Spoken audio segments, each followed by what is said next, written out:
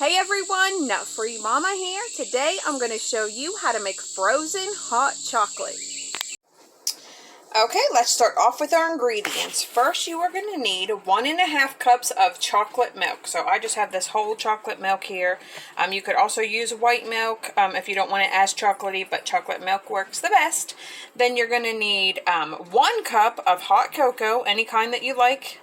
Then you're going to need a tray of cubed ice cubes. I mean, just an ice cube tray. I just used the entire tray. And then if you want to garnish it, I have some whipped cream and some little chocolate chips, or you could use sprinkles or whatever you want. So it's really easy. So I already have my ice cubes in here. I'm just going to add my other 2 ingredients and just blend it until it's nice and smooth. Alright, my frozen hot chocolate is all ready to go, and I poured it into a glass for taste tester.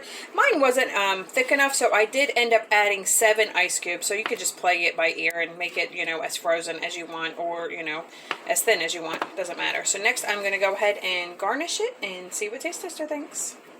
Alright, that is all nice and garnished. I just put some whipped cream on top, and then I just put my little chocolate chips, so we are going to see what taste tester thinks.